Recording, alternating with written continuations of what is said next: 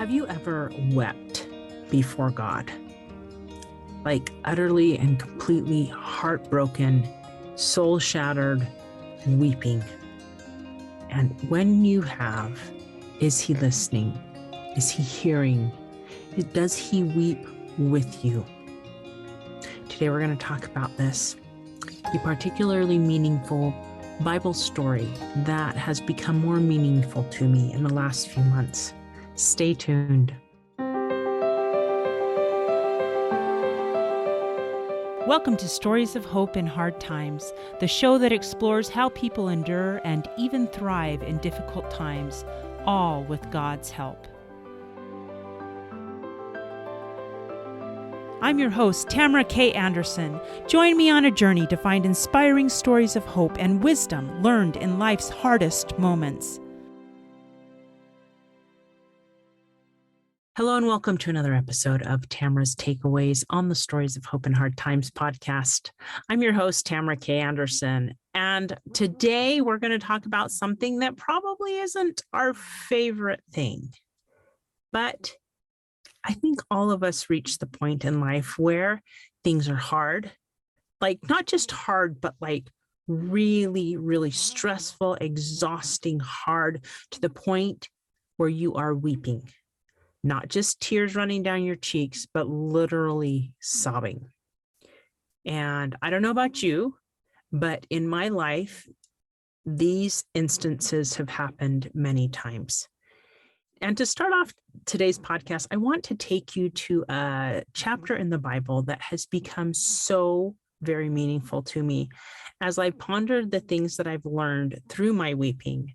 I'm going to share with you a few things that I've learned that have become very, very important to me. Almost sacred learning experiences have happened because of my weeping. So let's turn quickly to John chapter 11. And this is the story where Jesus raises Lazarus from the dead. And this is such an amazing and incredible story, not only of the power of Jesus Christ he is the life and the light of the world. He's able to raise us from even death. And I'm going to share with you a little bit of this story because it's such an incredible story. So Lazarus and Mary and Martha were some of Jesus Christ's followers in his day, and they were very close to the point that when Lazarus got very sick, Mary sent to Jesus and said in verse 3, "Lord, behold, he whom thou lovest is sick." And it says when Jesus heard that, he said, "This sickness is not unto death, but for the glory of God, that the Son of God might be glorified thereby." And then it says, now Jesus loved Martha and her sister and Lazarus. He loved them. And when he had heard, therefore, that he was sick, he abode 2 days still in the same place where he was. So we don't know what he was doing. It might have been something super important. It doesn't say. It just says that he delayed. And then they started on their journey to visit Lazarus. And as they were going, Jesus says in verse 11, "Our friend Lazarus sleepeth, but I go that I may awake him out of his sleep." And then his disciples said, "Lord, if he sleep, he shall do well." But Jesus knew that Lazarus was dead, even though his disciples thought he meant he was sleeping. And Jesus came nigh to Jerusalem, it says, and when he arrived, it had been 4 days since Lazarus had passed. And many of the Jews had come in to Mary and Martha, and they were comforting them concerning their brother. And as soon as Martha heard Jesus was coming, she went out and she met him, but Mary was still in the house. And Martha approached him in verse 21, and it says, Martha said unto Jesus, "Lord, if thou hadst been here, my brother had not died. But I know that even now, whatsoever thou wilt ask of God, God will give it thee." And Jesus said unto her, "Thy brother shall rise again." And Martha said unto him, "I know that he shall rise again in the resurrection at the last day." And Jesus said unto her, "I am the resurrection and the life, and he that believeth in me, though he were dead, yet shall he live.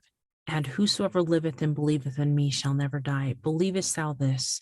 And she said unto him, Yea, Lord, I believe that thou art the Christ, the Son of God, which should come into the world. And when she said so, she went her way, and she called Mary and said, secretly, saying, The Master is come and calleth for thee. And when she heard that, she arose quickly and came unto him. So she went out to Jesus, and the Jews that were with her in her house and had been comforting her, when they saw her go up and leave, they followed her, thinking she's going to Lazarus' grave to weep. And when Mary was come where Jesus was and saw him, she fell down at his feet and said unto him, Lord, if thou hadst been here, my brother had not died.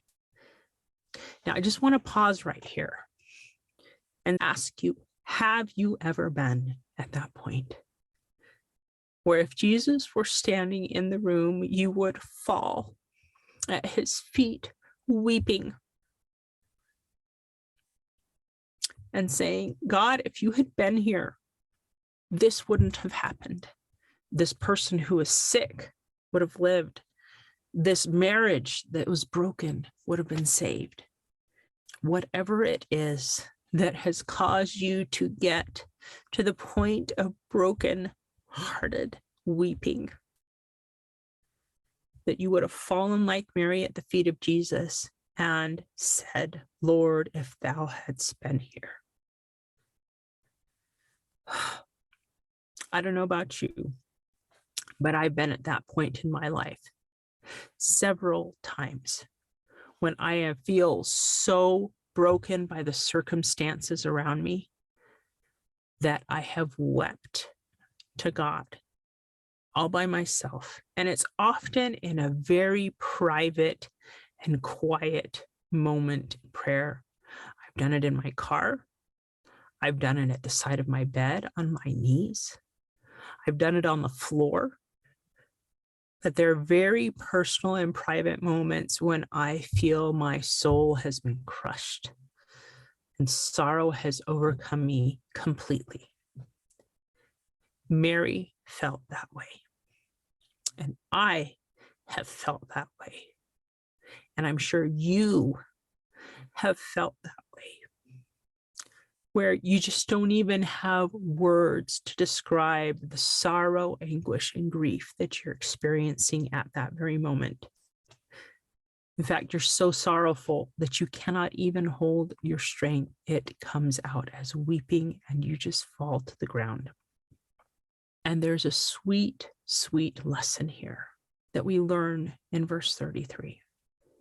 When Jesus therefore saw her weeping, and the Jews also weeping which came with her, he groaned in the spirit and was troubled. When we reach that moment of desperate sorrow and grief, he feels it. I love the verse in Hebrews chapter 4, where it says, For we have not a high priest which cannot be touched with the feeling of our infirmities, but was in all points tempted like as we are, yet without sin. Therefore, let us come boldly into the throne of grace, that we may obtain mercy and find grace to help in time of need.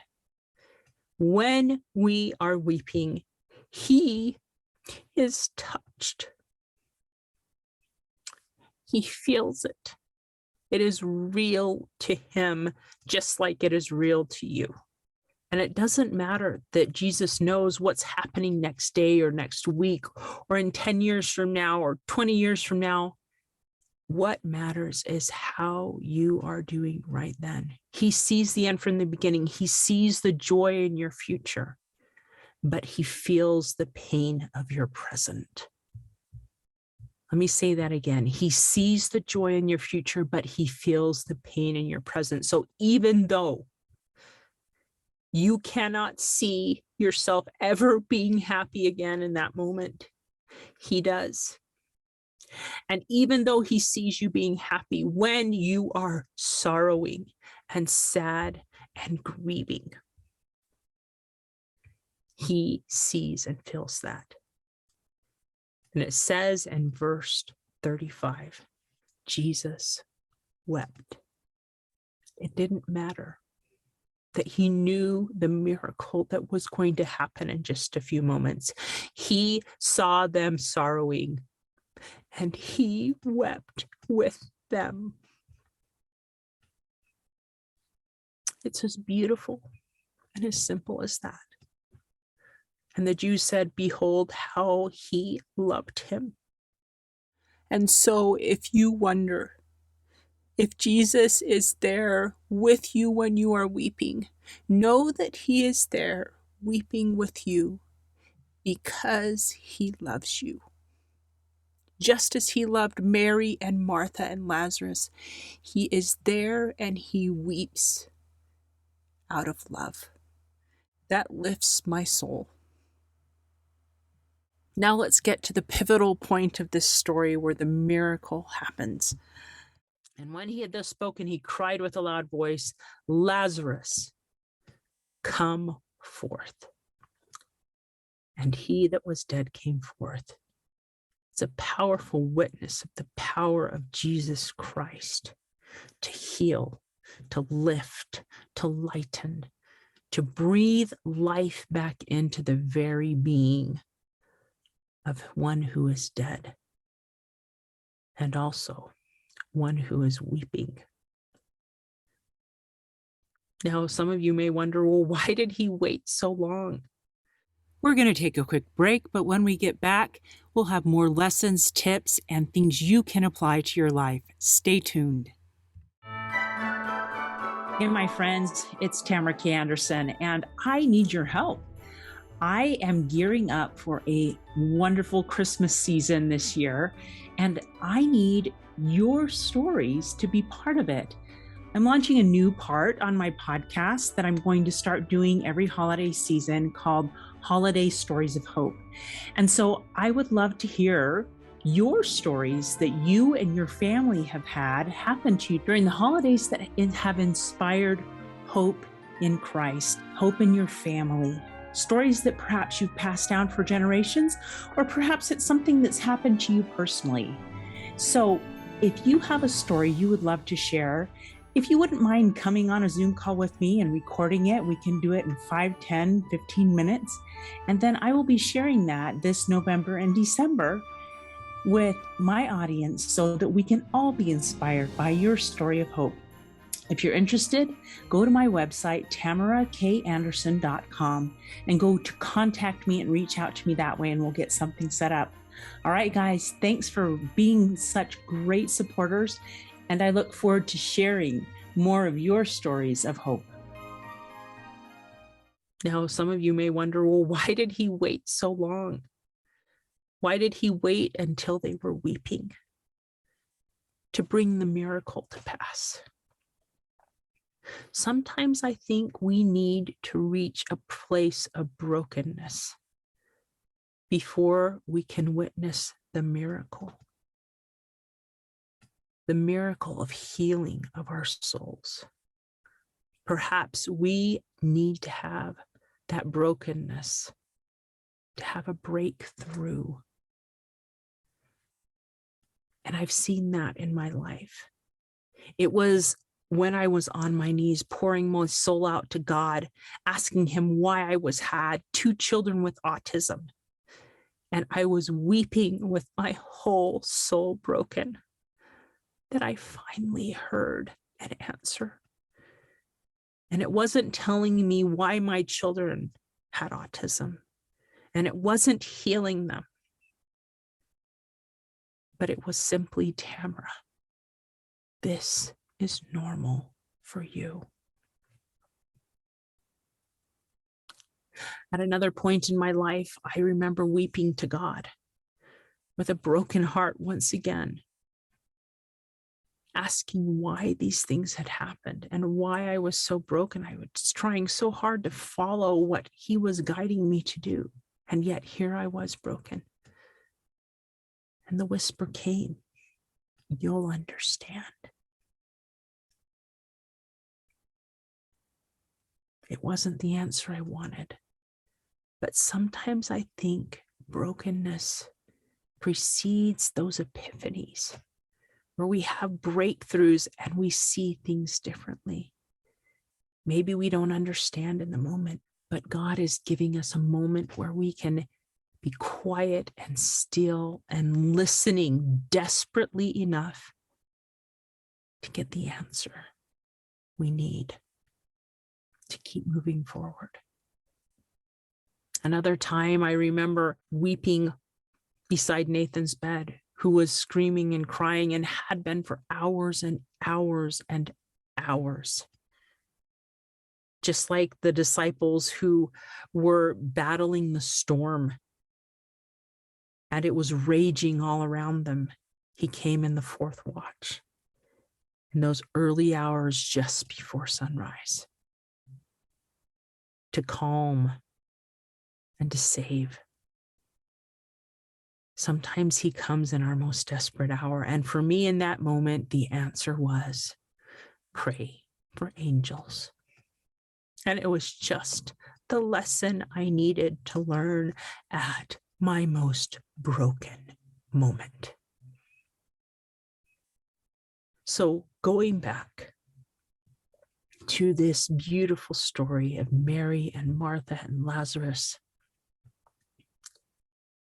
when we reach that point of desperate weeping, perhaps we're finally ready to hear exactly what God needs to teach us that will help us begin the path towards healing. And when we are weeping, He weeps with us. And yes, He has power to heal and make the whole situation better. But sometimes in these moments of brokenness, we learn the greatest lesson of all, that He is with us, that we're not alone, that He sees us in our brokenness and feels us in our brokenness and weeps with us when we are shattered and don't know how we can possibly go on. Now, in the story of Mary and Martha, their brother was raised from the dead, and their weeping, though it had endured for several nights, did turn to joy. So my message to you today is one of hope. Remember, God sees you in your brokenness, and you may wonder why you don't get the answer until your most desperate hour. But listen for the whisper, listen for the inspiration that comes. It may not come right away. Remember that Joseph of Egypt didn't see the fullness of the whole story until his brothers came to Egypt begging for food. I'm sure there were many desperate nights when he wept, not only as a young boy sold into slavery, not only when he was thrown into prison, but to see it come full circle decades later. He knew and understood God's will for him. Perhaps like Abraham, you feel impressed to do something that wrenches your very heartstrings. Maybe it's not sacrificing your son, but it's sacrificing something else that you love desperately and dearly. And when you're at that moment of greatest sorrow and grief, God answers. And maybe, like Mary and Martha, He will not save people that you love from passing on. So if you're weeping, I want you to remember these three things. Number one, you are not alone in your weeping. Mary and Martha wept. Joseph wept. Hannah wept. David wept. Peter wept. Jesus wept. You are not alone in your sorrow or grief. Many have gone before you who have wept. But most importantly, and this is the second point I want to drive home, is when you are weeping, God is there with you. Jesus is there feeling your sorrow, feeling your pain as you weep to him, and he weeps with you. Now, the third thing I want you to remember from this, not only first, that others have wept, second, that Jesus weeps, but third, trust in God's timing. That though you weep and feel very broken, that in time, your weeping and your sorrow and your tears will turn to joy. I love the verse, Psalm chapter 30, verse 5. Weeping may endure for a night, but joy cometh in the morning. Trust that just like in the story of Mary and Martha and the raising of Lazarus, that Jesus sees the joy that is coming for you. He sees that though you are weeping in the dark of your night right now, that joy and rejoicing will come in a soon-to-be time, in a soon-to-be date, and that you will have hope and light and joy again because of the great healer who will call you forth, just as he called Lazarus forth, and invite you into his embrace. Perhaps it will happen in this life and perhaps in the life to come. But remember, you're not alone as you weep. Others have wept with you and understand that sorrow and grief. But more importantly, Jesus weeps with you. And trust in his timing that weeping will only endure for a night and that joy will indeed come in the morning. I testify that Jesus Christ lives and that he loves you. Hope on, my friends. Hey, thanks so much for listening to today's show. If you like what you heard, subscribe so you can get your weekly dose of powerful stories of hope. I know there are many of you out there who are going through a hard time, and I hope you found useful things that you can apply to your own life in today's podcast. If you would like to access the show notes of today's show, please visit my website, storiesofhopepodcast.com. There you will find a summary of today's show, the transcript, and one of my favorite takeaways. You know, if someone kept coming to mind during today's episode, perhaps that means that you should share this episode with them. Maybe there was a story shared or a quote or a scripture verse that they really, really need to hear. So go ahead and share this podcast. May God bless you, especially if you are struggling, with hope to carry on and with the strength to keep going when things get tough. Remember to walk with Christ and he will help you bear the burden. And above all else, remember, God loves you.